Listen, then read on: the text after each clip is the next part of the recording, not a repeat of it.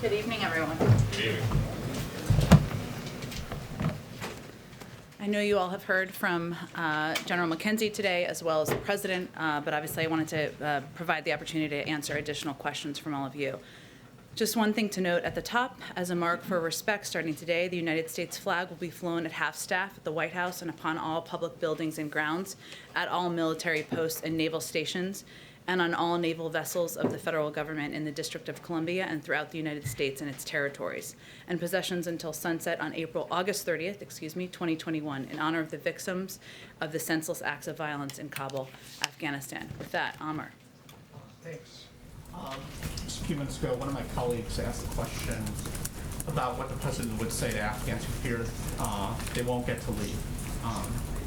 Was the president said getting every single person out can't be guaranteed of anybody. Was he lowering expectations for smaller but still significant population that's trying to get out that's still there? That wasn't his intention, Amr. I think what he was conveying is that at a time where the Taliban is taking over the country, certainly not our preference, as you all know well, it is not going to be possible for every single Afghan, millions potentially, who want to leave Afghanistan to be evacuated. At the same time, I think you also heard the president make clear that there is not an end to our commitment to getting American citizens out, who are not ready to leave, and to getting partners out and those who have served alongside the United States over the last 20 years. And just real quick on the Taliban, they are in charge of the perimeter. For the suicide bomber to get in, they would presumably have to get beyond a Taliban guard. So why isn't the Taliban in part responsible for what happened today? Well, I think General McKenzie addressed this earlier this afternoon, and he made clear, and I understand your question is slightly different from that, but I think it's worth repeating and important to repeat, that we don't have any information at this point in time, and that has not changed over the last couple of hours to suggest that the Taliban had knowledge of or was engaged in or involved in this attack. Obviously, what happened today and the loss of lives of U.S. service members, of Afghans, is a tragedy, is horrific, is one of the worst things, if not the worst thing, we've experienced during President Biden's time in office. But again, we don't have any additional assessment at this point in time. Go ahead. Just a few things, Jen, to clarify. Thank you. He talked about the ongoing mission to get people out after the 31st. But to be clear, as of tonight, is it still the plan to get all U.S. forces out by August 31st? Nothing has changed on that timeline. Okay. Did the president, based on his public comments over the last few days, did the president see this coming?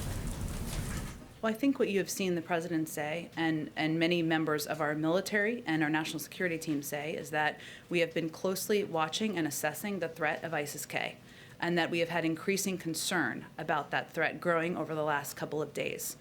So this has been a concern that we have been watching, and we saw, of course, the tragic events happen today. And what does today's attack say about the U.S.'s ability to keep the terrorist threat in check once the U.S. pulls off military forces out of Afghanistan? Because this is something he talked about in early July when he reiterated what the plan was. You're right, and I appreciate that question. I think it's important for people to know and understand that the threat that is posed by having thousands of U.S. military on the ground, still currently on the ground, implementing a mission, committed to a mission, as you heard General McKenzie and the President also say, that is a threat. They are a target. People gathering around the airport, that is a threat, that is a target. But ISIS's ability to target individuals who are on the ground in Afghanistan is very different from ISIS's ability to attack the United States and attack the homeland. And we will maintain and continue over the horizon capacity with presence and partnership with countries in the region to ensure that they don't develop that ability. Do you know yet if he would go to Dover to greet the caskets of those that were killed? I'm certain the president will do everything he can to honor the sacrifice and the service of the lives who were lost today. I will note you didn't ask this question, but some others have asked it, and he didn't have the opportunity to ask it. So let me answer it to provide you an update on. I know some have asked about whether he's called the family members, and for those of you who have covered this, you know the process. But for those of you who have not, or people who are watching at home, the process would first go through the Pentagon. There is a next of kin notification process. I know General McKenzie spoke to this earlier today. That is the process that is still underway at this point in time. Until that process concludes, the president would not make a call because that's the first step in the process. And then in terms of additional steps such as Dover, of course, he would consider and want to be a part of any means of honoring the lives that were lost today. Go ahead. Thank you, Jen. General McKenzie described this, one of the explosions at the Abbey Gate happening at a point after someone had been searched by the Taliban. How is the United States still going to work with the Taliban the way that the president is describing, or just did in his remarks, to get American citizens and Afghan allies out if that is what we're working with? Look, I'm not trying to sugarcoat what we think of the Taliban. The Taliban they're not a group we trust. They are not our friends. We have never said that. It is also the reality that the Taliban controls large swaths of Afghanistan. And to date, because of coordination with the Taliban, we've been able to evacuate more than 104,000 people, save 104,000 lives. And that coordination is necessary in order to continue our evacuation measures. Now, I understand your question, Peter, and the questions of others on what they knew or what their role was. There's no assessment we have at this point in time of their involvement in this. Obviously, that's at this time. If that changes, we will let you all know. And does the president really think that they are going to be reliable partners if we're already getting reports that they're not letting Afghans to the airport and the U.S. is still at the airport?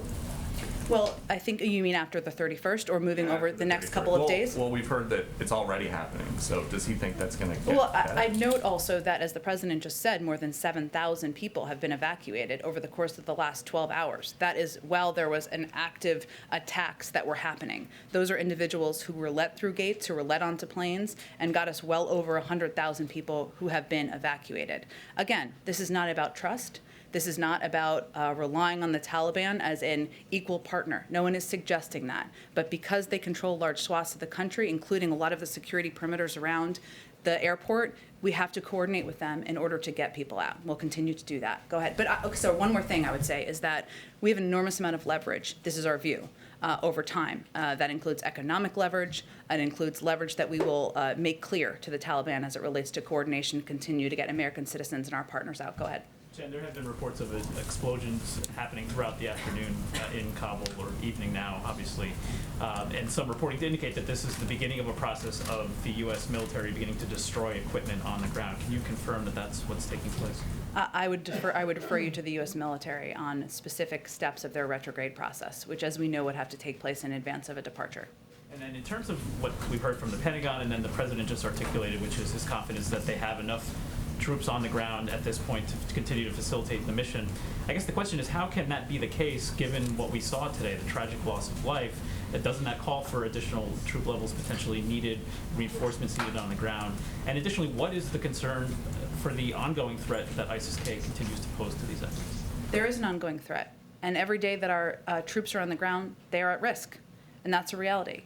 And as you saw the Pentagon brief out earlier today, these were attacks that we had obviously had intelligence in terms of over the last several days of our rising concerns.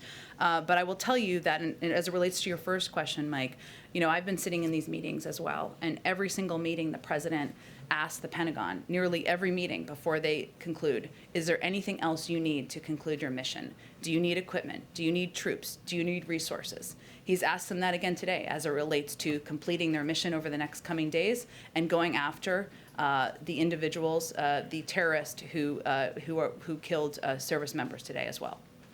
Go ahead. Thank you, Jen. You just noted you were in some of these meetings today. Was there ever a point where the president was reconsidering this deadline of having all U.S. forces out by August 31st? No, and here's why. The president relies on the advice of his military commanders, and they continue to believe that it is essential to get out by the 31st. That is their advice. And there are several reasons for that. One is the ongoing threats. And the second is that we want to be able to have the ability to get individuals out who have been partners of ours after the 31st. And they believe the best way to do that is to stay on that timeline at this point in time. And does the White House still anticipate that those flights of mass evacuations will end before the actual 31st? I'm not going to get into an operational timeline of when the last evacuation flight will be, and I don't expect the Department of Defense will do that either. We will let you know, as we have twice a day, as we have updated numbers. One more question. Is there an alternative plan being discussed for how to get these people who are seeking to leave to the airport, given it is potentially perilous to go and wait outside the gates right now to get in? There are a range of operations and operational approaches that our commanders and military on the ground have been utilizing over the course of several days, if not more. I'm not going to outline those from here, but that is why they're in touch with American citizens, why they're in touch with partners we're working to evacuate, to get them safely to the airport and evacuated at the appropriate time. Go ahead. Is it your opinion that the president has the authority he needs from Congress or wherever else to continue operations beyond August 31st? He kind of talked about pursuing ISIS-K wherever, whenever he needs to. Is there any expectation that he'll need any additional authority to do so? I don't believe there's an expectation of additional authority needed. And what about for military commanders on the ground? Will they need to come back in order to conduct counterterrorism operations, in order to do anything of the sort? Well, again, as the president just said in his remarks a little while ago, he's asked them to draw up plans. The president was, I don't think he could have been more clear about the fact that he believes we will not forgive, we will not forget, and we will hunt down these terrorists and kill them wherever they are. He's asked them to draw up plans. Whatever they need for those plans, he is committed to delivering on, but I don't have anything to outline for you today on that. And is it possible to do that with no military troops, no military bases in the surrounding countries around Afghanistan? Again, I would note for you, Trevor, as you know, you've covered these issues quite closely. We have a range of counterterrorism capacities in a number of countries around the world where we don't have military bases. Obviously, I'm not going to outline what their approach would be from the military. I will leave that to them to take, and leave it to them to outline anything on their timeline. Go ahead. Jen, you mentioned about the increasing concerns about this terror threat. The president just 2 days ago said each day of operations brings added risk to our troops. Today we saw the deadly consequences of that. If the risk grows tomorrow and keeps growing the next day and beyond that, how should Americans feel about this operation continuing right now for the coming days? Well, I would say first, you heard General McKenzie convey clearly that they had every intention of continuing this evacuation mission over the coming days, and that they plan for incidents of these kind, to the degree that they can. They have every intention to continue. The president has regular consultations every day, multiple times a day on days like this, about how they see the circumstance on the ground. But that is our expectation at this point in time, that it will absolutely continue over the coming days. And can you give us some details about how the president spent his day? He was Sure. scheduled to get briefed in the 9 o'clock hour by his national security team, and that's when the first reports were coming in of this. Walk us through what he did over those coming hours, just some color behind the scenes today. Sure. For people who are watching, color means additional details of what he was up to. I will say, Karen, that the initial reports of the attacks came in as members of his national security team were gathering in the Situation Room for a regular meeting with the president. So they were just gathering and sitting down. So those and gathering in the room, those initial reports came in at that time. As the president arrived in the Situation Room, one of the first updates he received, of course, was about the attacks on the ground in Kabul. This was a developing situation, as it has been through the course of the day, and through the course of his briefing with his national security team this morning. His commanders on the ground also and in the region gave regular updates as they learned more information. Once he left the Situation Room, those updates proceeded through the course of the day. He's been in constant contact with his national security advisor, his Secretary of State, Secretary of Defense, and military commanders, both here and in the region, throughout the course of the day, receiving updates on what's happening on the ground. Was there ever a second meeting of that entire national security team with the president in the sit room again? No, this was just regular ongoing contact with members of his national security team through the course of the day. Just to clarify, since you said you were with him, how was he? How was his mood? How was he in dealing with with the incoming information? How was he in asking the questions of military commanders and such?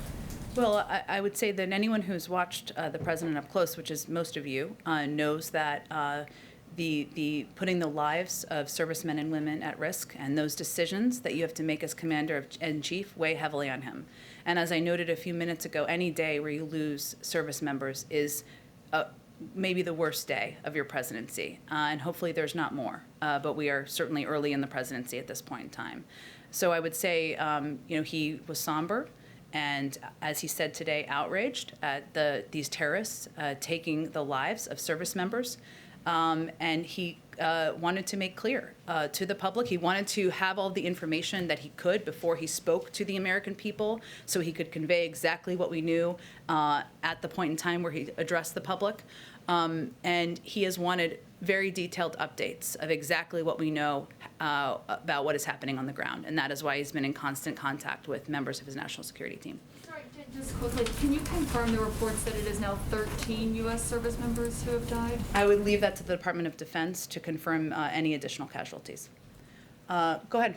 Thanks, Jen. You talked about the ongoing threats earlier. We heard from General McKenzie talking about, this, quote, extremely active threat streams. But how would you sum up right now the level of confidence that the administration has that there won't be another attack like this before the completion of this evacuation mission? I can't give you that assessment. As I think our national security team has said, members of our national security team, these are ongoing threats. We are watching them closely, but I can't give you that assessment from here. Go ahead. Can you speak a little bit to what the impact on flights has been? You've been touting U.S. and coalition flights, but this attack has slowed some of those flights from coalition partners. Other countries are now out. Does this restrict bandwidth that you thought you would have for the next 5 days to get people out? Are fewer Americans and Afghan allies, SIVs, et cetera, going to get out because of this attack? It's a good question, Josh, and one of the reasons we put out the numbers twice a day is because we want you all to have an understanding of how many people were able to get out. I would note that more than 7,000 people were evacuated over the last 12 hours. Those include members from coalition partners, and we're working now, and this is one of the pieces the president's been focused on, is getting as many people out and onto these planes as possible, even as we're working to address these security threats on the ground. But I don't want to give you a prediction because our U.S. military is incredible, and they are working even while they are facing these security threats to continue the evacuation mission. What do you believe to be the case at the airport now, I suppose, not particularly at this hour, given the time would be there? Can Americans go? Should Americans go? Are Afghan SIVs getting through Taliban checkpoints and to the airport? Are you still discouraging them from doing that? What is the situation on the ground in that perimeter? Again, Josh, I would say that we are giving very specific direction to individuals, American citizens and others, on when they should come to the airport, where they should meet, how they should come to the airport. We're obviously not going to outline or detail those from here or in any public manner, but that is certainly the direction we would be giving to people, to pay attention to the security alerts and to pay attention to notifications and contacts they're receiving from us or coalition partners. I'm sorry, just to clarify, there were warnings that led up to this attack. Other countries have been warning, the administration has been warning this is a dangerous situation, et cetera. Can you speak to whether there was specific indications that this was being planned, and if so, do you have specific indications that other ones are being planned now? I'm not going to get into specific intelligence, but I will tell you and confirm for you that the threat is ongoing, and we are continuing to watch and assess the threat. Go ahead. Thanks, Jen. President Biden has spoken a lot about the need to end the forever wars. How do you end the forever wars in Afghanistan if you are still, or if the United States is still continuing to attack ISIS-K? Well, first I would say this is a specific case today where 12 individual service members and 15 who were wounded today. And certainly I would expect any president of the United States would be clear that he will avenge those deaths and the acts of terrorists. And I don't think that came as a surprise to anyone. But the president stands by, as he outlined to all of you just in the last hour, his commitment to bringing an end to this war, as he has implemented over the course of the last month. And what we're talking about here is avenging these deaths from terrorists. We're not talking about sending tens of thousands of troops back for an endless war that we've been fighting for 20 years. If I may ask a bit of a related question to Josh. When the Obama administration was bringing in Syrian refugees, there was a lot of pushback from various states and locales about refugees coming into their communities. How do you see that situation this time around? Is this going to be different, or do you anticipate those same kind of pushback and hard feelings? We will see. But I will tell you that what we have been working to do is to work closely with governors, with localities, with local leaders to give them detailed briefings on what our vetting process looks like, what the background check process looks like before any individual comes into the United States. And that is a background check process that's thorough before they are allowed to come in and step on U.S. soil. We also know that there are some people in this country, even some in Congress, who may not want to have people from another country come as refugees to the United States. That's a reality.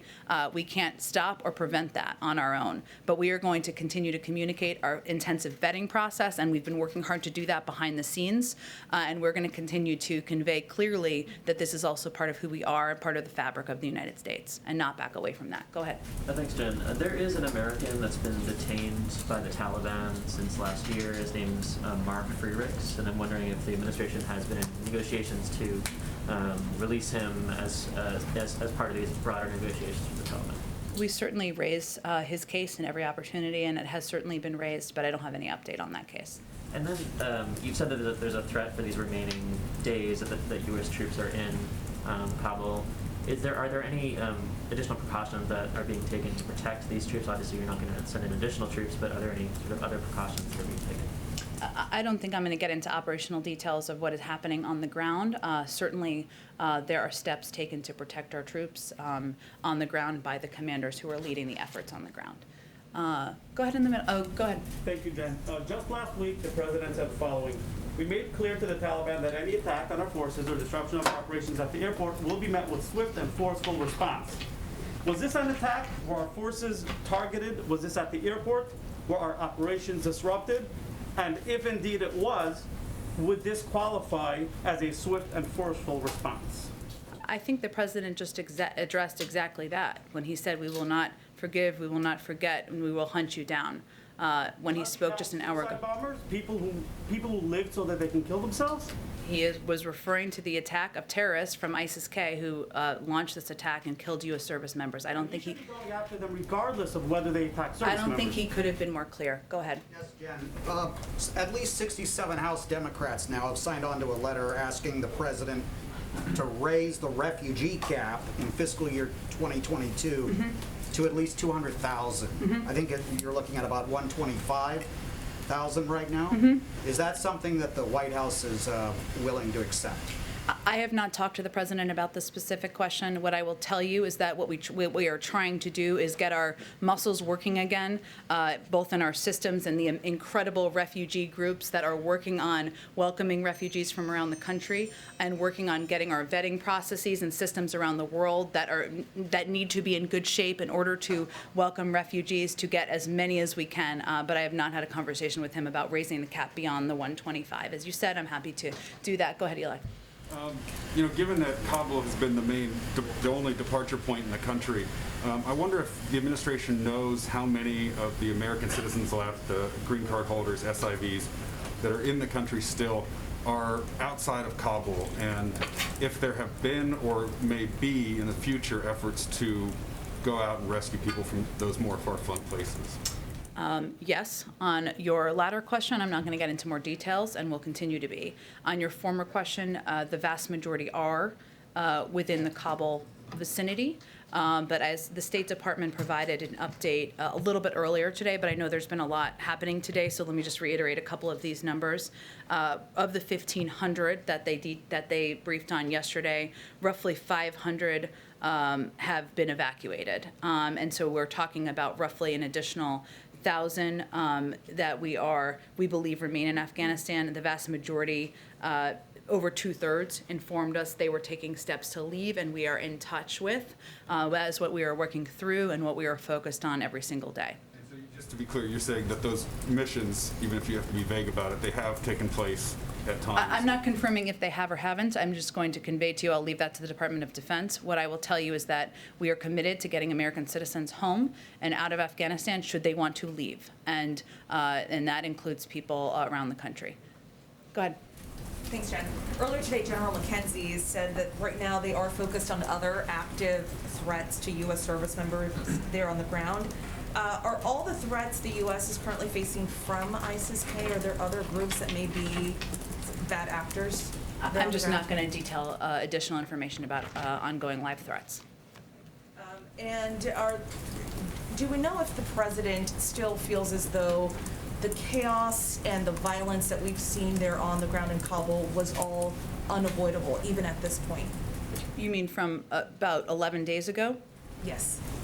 Well, I would say, and I've spoken to this a few times. If we go back to 11 days ago, if that is your specific question, we certainly didn't anticipate that the leadership, the Afghan government, would leave in the manner or would topple in the manner and the timeline that they did, or that the Afghan National Security Forces would cease to protect the airport and parts of Kabul. That is not what we anticipated in that timeline. That is true. What I will say and reiterate again is that within 24 to 48 hours, we had secured the airport, and since then we've evacuated more than 104,000 people. Go ahead.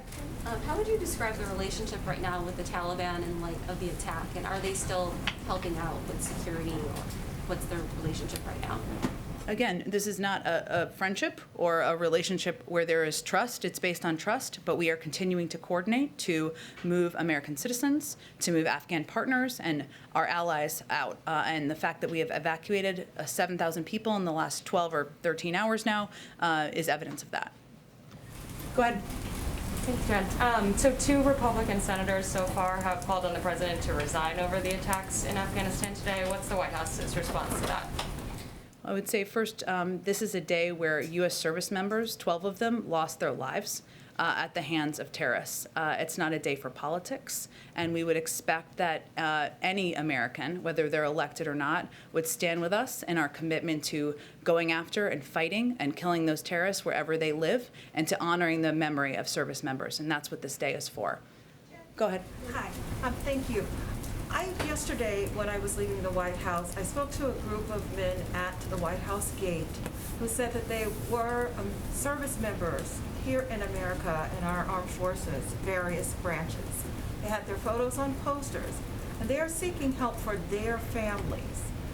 We've prioritized which groups we are helping, namely those who have helped us in the mission, but they are not, they're currently in military, but they are not people who fit the description or the criteria for getting assistance.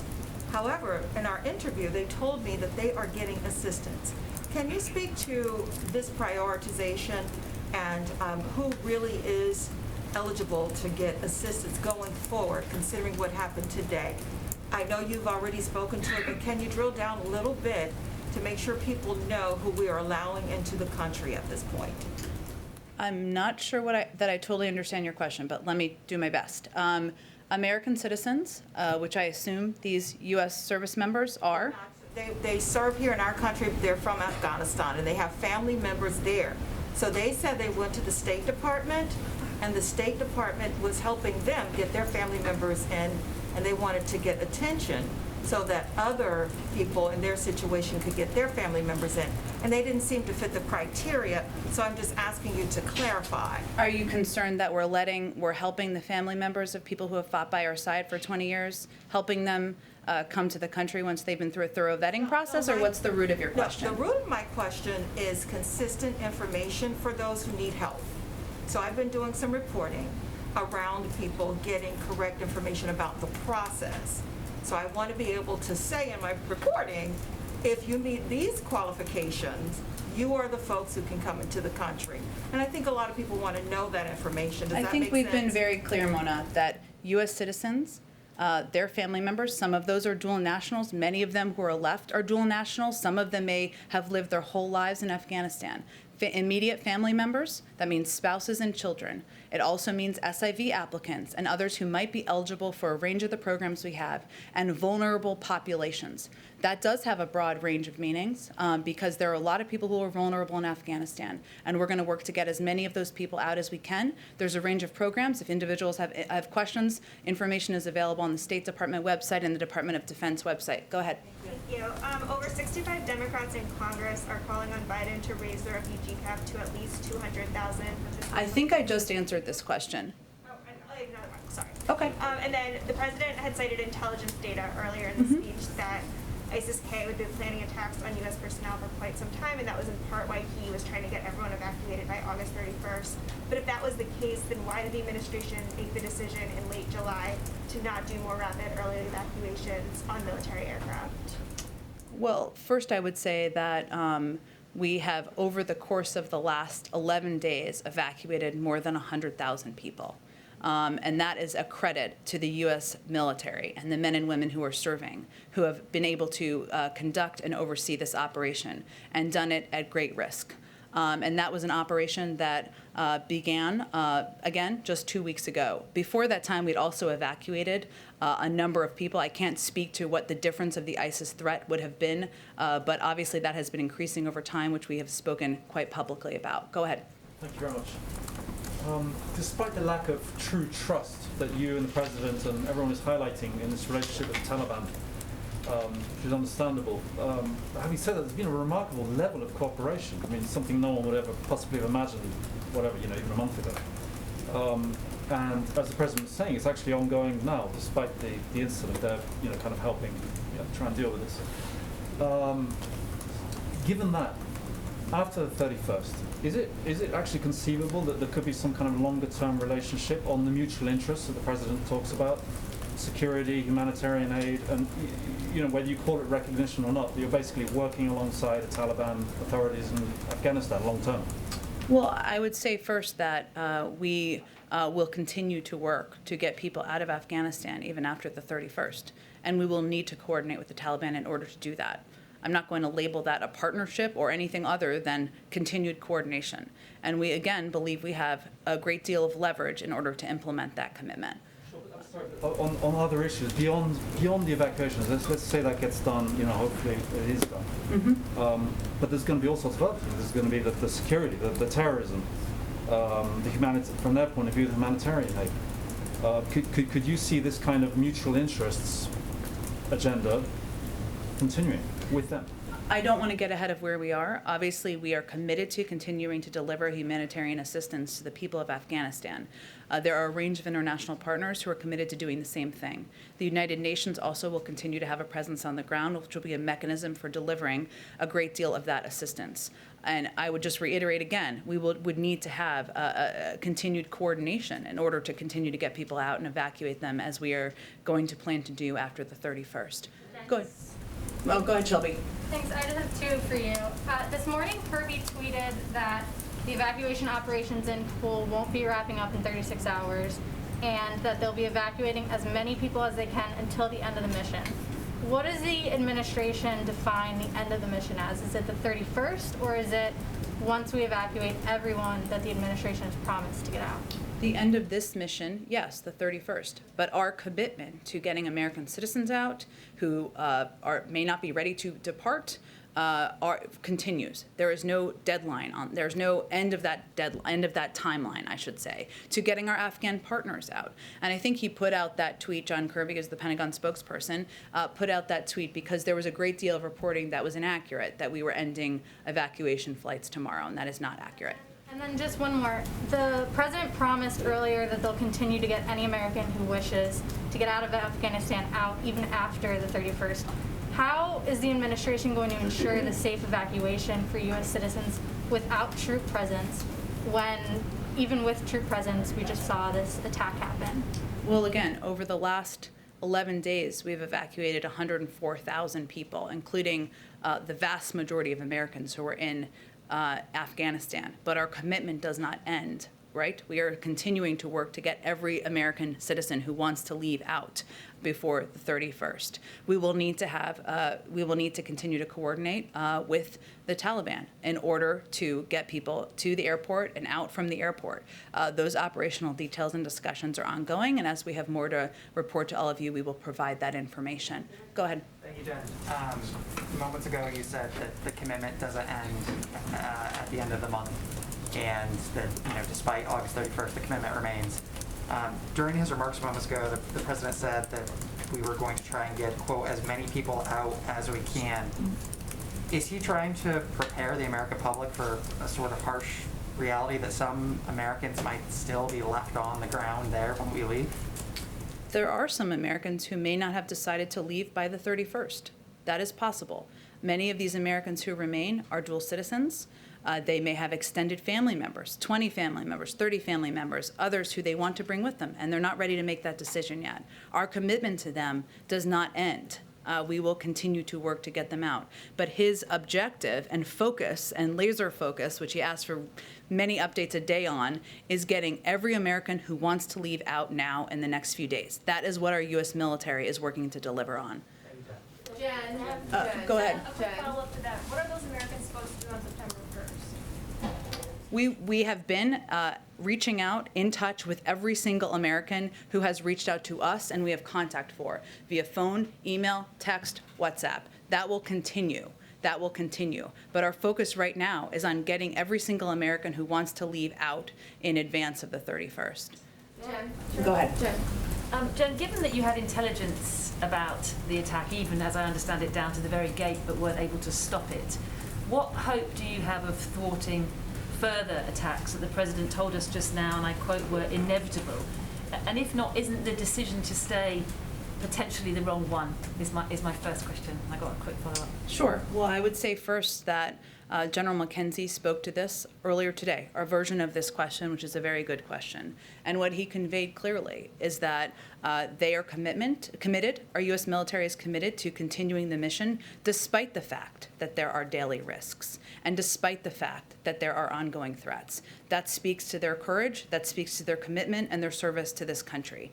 Obviously, anything they need, anything that the national security team needs, our military commanders on the ground need to thwart, to prevent these attacks, to go after terrorists, they will be granted. But I'm not going to get into more details than that. And just secondly, you mentioned earlier, I think in an answer to Caitlin, that there were other operations or methods of getting Americans to the airport, particularly given what's happened today. What will you do for the thousands or tens of thousands of Afghans with and without visa papers who were finding it impossible to get to the airport prior to the attacks today and who will now be presumably even more full of fear and confusion as to how they can possibly get out? What do you say to them? We are also in touch with many, many of them, and we are giving them clear instructions on where to meet, when to come to the airport, how they can get out and evacuated from the country. We are also mindful in providing security threats when warranted, as we did last night, to prevent a large gathering that would be a greater attraction to terrorist threats. But we are, for individuals who are eligible for our programs, whether they are SAV programs, P1, P2 programs, other vulnerable Afghans, we are continuing to work to get as many out as we can, and we will continue to work with our partners and allies to continue to get them out.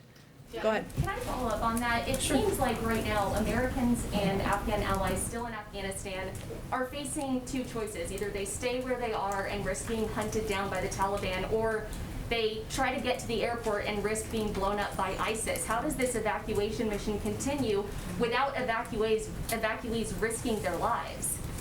We are in direct contact with every American citizen we have contact information for. Email, phone, text, WhatsApp, and we are working with each of them and their families on an individual basis on how to get them evacuated to the airport and evacuated. That's the process. I'm not going to get into more details about how that works because it's not in their interests. It's not in the security interests of our troops or the individuals we're trying to work to get evacuated. Go ahead all the way in the back, pink shirt, yeah. Has Joe Biden spoken with any foreign leader after the attacks in Kabul?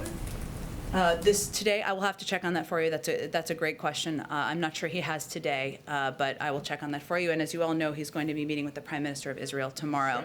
Okay, thank you, everyone.